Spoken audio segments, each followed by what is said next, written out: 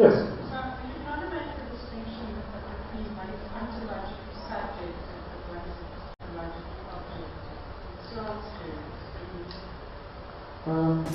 No, I don't think so. I'd have to sit down and think about what they actually mean. There's certainly not a thought I would have. I use the words ontology and epistemology simply to make some distinction, to avoid getting involved in questions and problems of ontology and epistemology, really. I mean, I have to admit, for many years of my life, my favourite philosophical topic was epistemology.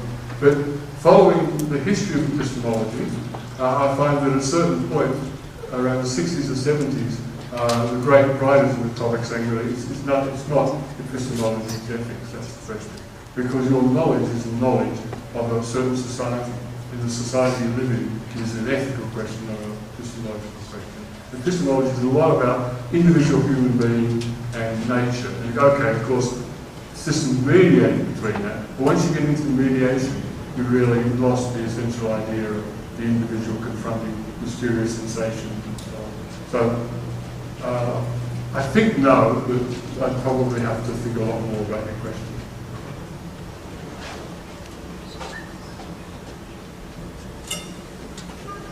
Change glasses so I can see who's about to ask the question. Yes, I thought so. Thank you. Yeah. I just want to ask you about this distinction that you're making between word meaning as a unit for verbal thinking, yes, and then mediated action or collaborative action to use your which I didn't get to speak on yet. When we understand what word meaning is, the word is a material thing, right? It doesn't matter whether it's chiseled into the wood or made through vibrations in the air. It's a material thing.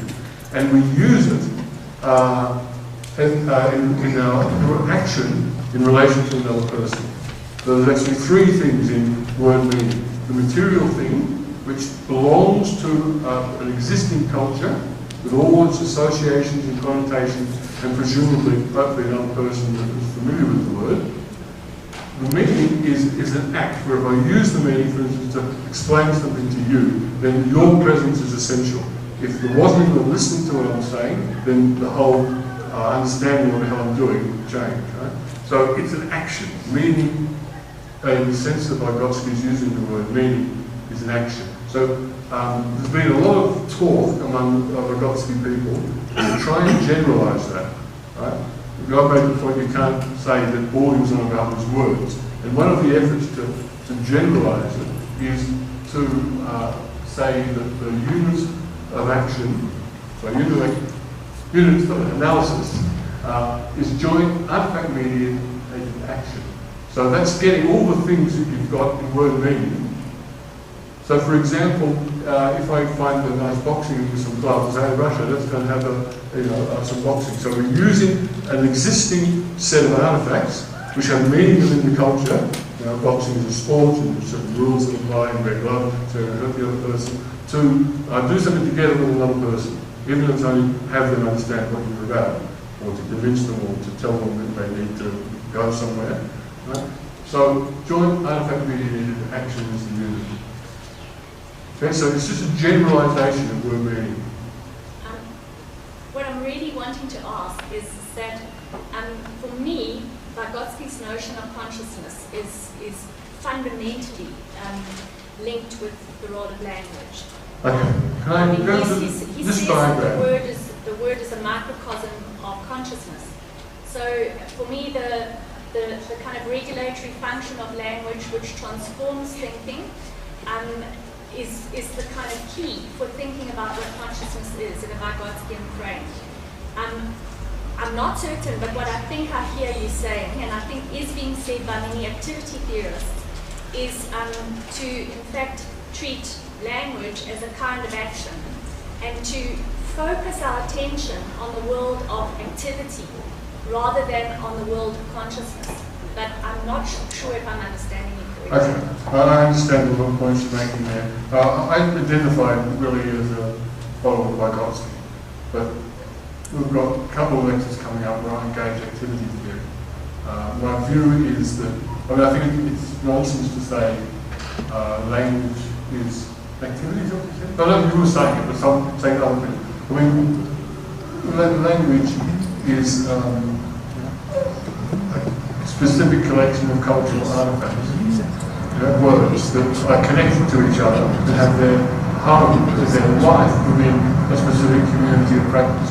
Now, I happen to, I see myself as a Vygotsky who also has a critical view about activity theory. I promote activity theory, but I don't agree with Vygotsky and I don't agree with Engstrom. I base myself on Vygotsky. My activity theory comes from Vygotsky. Now, where I'm going to go back one more. Well, the meaning is an action. It's an action by a person using the word in relation to another person. Now, activity theory has action as its unit. So, I do think that neither Engstrom nor Lienzoff understood Vygotsky, and principally that they didn't understood his methodology. They abandoned and jumped altogether the unit of analysis. It's just, Leontiev, he just doesn't mention it. I think there's a couple of times in his whole work he mentions the word unit, and one of those he has an inverted commas. In Engstrom, that lovely triangle, which spreads across the world like a virus, is called a root model. And although from time to time it will get called unit of analysis, that's not Engstrom's play. He just doesn't have a unit of analysis. And consequently, in my view, it's just a different branch of science. So I don't have a high opinion of activity theory that's practice. But the thing is, if you ask a Vygotsky, okay, you have a collaboration happening between a learner and a teacher, and the teacher provides an artifact from the culture for the child to complete an action. And we agree with Mr. Vygotsky we're talking about here. That's a basic idea of that scenario. Okay. Then an activity series said, well, why does the child want to do that anyway? Where did the motivation for the child that set them the task in the first place come from? Well, we know in practice that the experimenter or teacher might have asked them to do it. They might say, okay, I'll go along with that. Let's join this, I'll be part of this experiment and try and carry out this task you give me. But the only way you answer the question of what motivates the child to do the act in the first place in order that the teacher could provide them with an artifact allowing them to complete it, and they learn something, is that, well, you have to go to the roots of that motivation. And that, to me, is the basic question which activity theory is trying to answer. I don't think either versions of activity theory satisfy that. But in that, I will propose presently in these lectures a unit of analysis for human life. So it's not sticking to psychology here, but because one of the other things that activity theory is trying to do is to get out of the immediate, person-to-person relation and try and understand broader societal processes. And that actually is my interest. I have no intention of becoming a psychologist. I love people, and it's great what you people do. I wouldn't be without it. It's not what I want to do with my life. I'm interested in social change. And how can we transform one rotten kind of society into another? Now for that, I need a sociology and a political science and a psychology and a philosophy that are all one. Right? And so I have to say with Vygotsky that you need to develop your theory in the direction that the activity theorists are trying to do it. But my view is they failed. And they failed simply because they departed from Vygotsky, or the empirics. But they lost the idea of the necessity to form a concept of something in order to study it, and just tagged all this little bit of, that Engstrom root model has 11 different concepts in it. So you have to identify 11 concepts before you've got your so-called system of activity.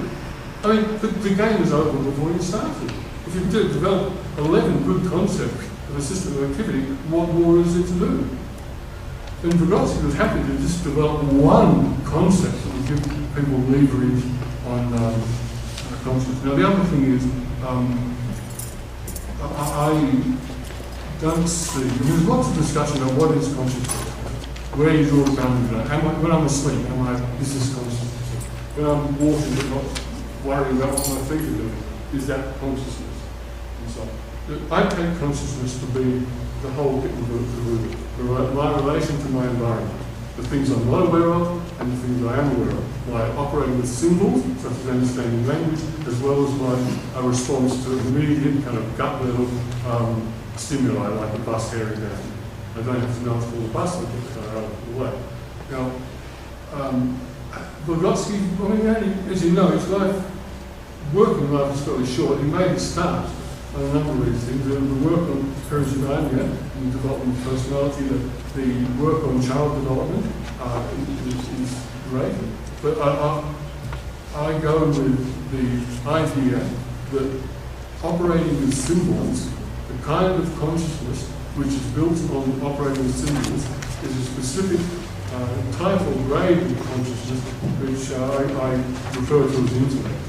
And intellect is a bit more broad than the use of words, because, for instance, if you do mathematics, you know, I mean, one of the difficulties I have moving from sciences like mathematics and engineering to psychology is I have to read all these many words, because up to a certain time I could take up a book and just read the equations and I get the whole book.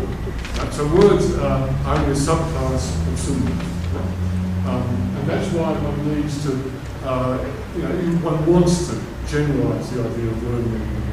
Because also it's not just symbols. For instance, you take this computer, it's not a symbol and it's a real word. Right? But learning to use it is just like learning a language. You know? What to do with a mouse, what particularly right controlling, what to do with a keyboard and so on. So there's no sharp line, not only between a word and a symbol, but between a symbol and a tool. Because all those material things that are part of our culture are really all one category of things. You can't draw a sharp line between them. So his solving the problem of word meaning, that's a specific kind of intellectual activity using words to solve problems, is it's the archetype. That's that one off my list, and I know I'm going to pay for it. It's the archetype of a broader class of things. Because if you can solve the problem of verbal thinking, then you've really solved, by implication, all the problems of intelligence. But you haven't solved the problem of the feelings, the development of emotional feelings. That's true that words carry emotive load.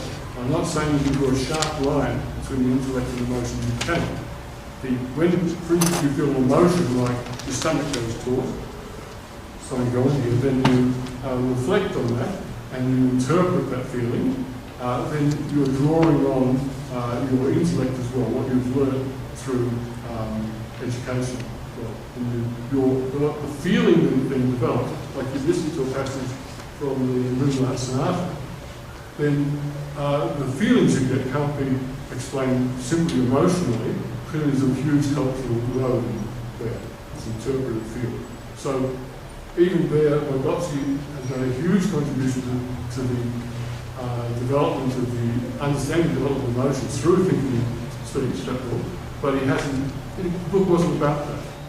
So I've touched on a few of the things you raised. Do you want to follow up? Okay, but look, I regard Vygotsky as a genius. Right? He says some things that are wrong from time to time. Look at the conditions he lived in, the time he had to work. I mean, I'll forgive him any other mistake. Yeah? And you quoted some of the things that are found in the speech, but I think it's actually quite right. But I take it, turn to a different page and we say something slightly different to get on, and we're going to have to interpret what he's actually saying and doing in that book. So actually, you know, when he says something like the word is the microcosm of consciousness, well, that contradicts a number of things. Okay? And he says, you know, he'll say something different elsewhere. The Hegelian Marxists tell us that the whole of the world is reflected in the drop of water. Something likewise, the consciousness is reflected in the world. A lovely bit of, I mean, I've mucked it up, of course, reproducing it, but it was a lovely bit of poetry But that doesn't actually say that it's taking the word as a unit of consciousness, because it's not. It's taking the word as a unit of verbal speech or intellect, and he says so outright like a reading the book. I'll give him some poetic license to not say verbal speech, and it's much better to say consciousness.